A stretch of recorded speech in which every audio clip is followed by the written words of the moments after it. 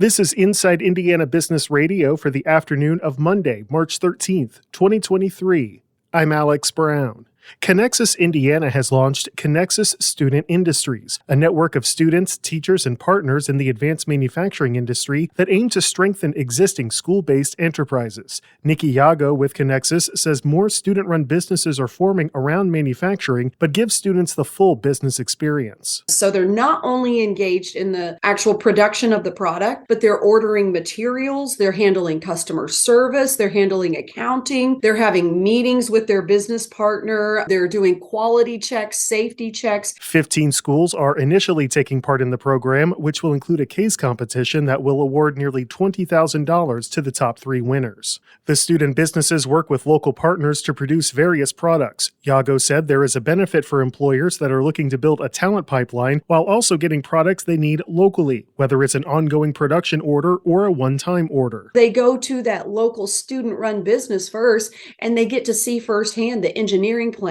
that these students are drawing up. They get to say, no, this won't look quite right in our space. Can you make some changes here? And just understand the mindset behind the kids.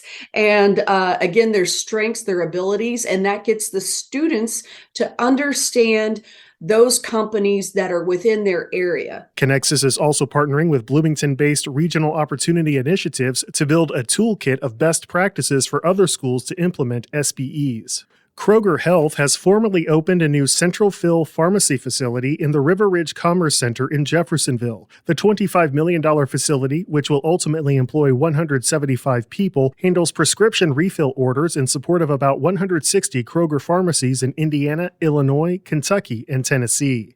Indiana's unemployment rate remained steady at 3.1% in January, below the national rate, which fell to 3.4%. The Indiana Department of Workforce Development said Monday private sector employment increased by 12,600 jobs. From the number one source for Indiana business news, this is Inside Indiana Business Radio. Get ready, Southwest Indiana. We're headed your way. IBJ Media, Inside Indiana Business, and the Indiana Economic Development Corporation invite you to the second annual Engage Southwest Indiana event presented by Indiana University and Old National Bank, Tuesday, April 11th at the Old National Events Plaza in Evansville. We'll be diving into regional and statewide initiatives with a focus on talent, education, and issues shaping our economy. It's all about advancing the future of Indiana. More at ibj.com/engage.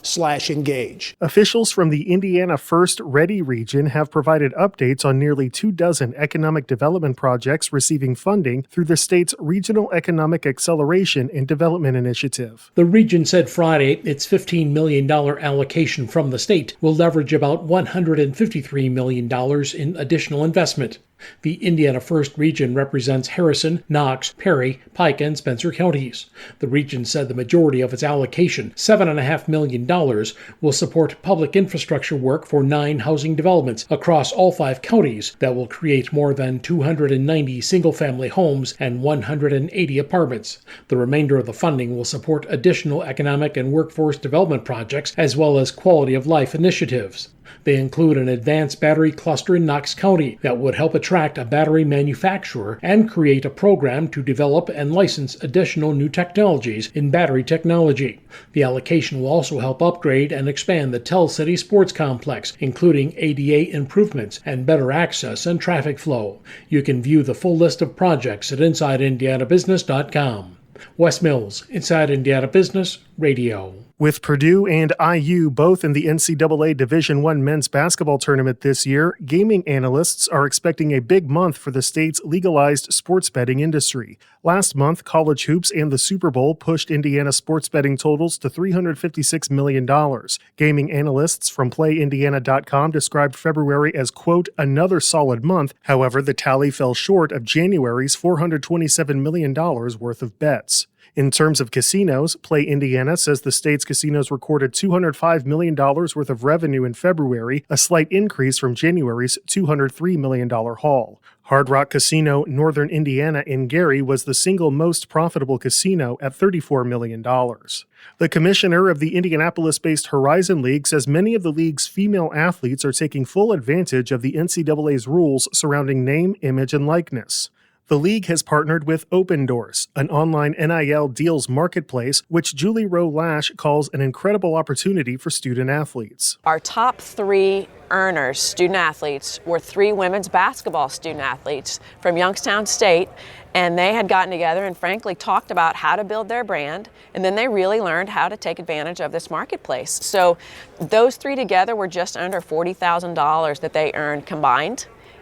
And they said some other student athletes, once we as a Horizon League have promoted their success, other student athletes have come to them and said, hey, how did you do that? Can you teach me? Which that's part of it. It's not a competition in that sense. It is a real learning opportunity. And our women's student athletes they are our highest earners right now. The Horizon League wrapped up its men's and women's basketball championships last week, which was the only college hoops tournament in Indianapolis this year.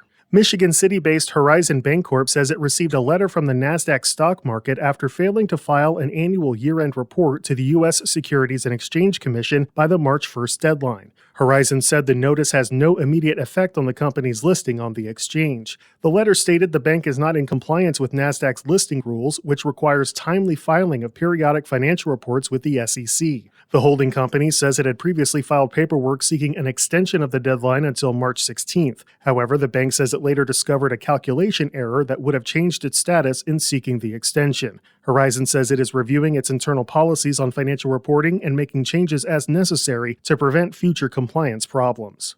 Newfield's CEO Colette Pierce Burnett is this week's guest on the Business and Beyond podcast with Gary Dick, presented by PNC, a weekly conversation with high-profile Hoosiers in business, sports, and entertainment, and beyond. Available now from your favorite podcast provider.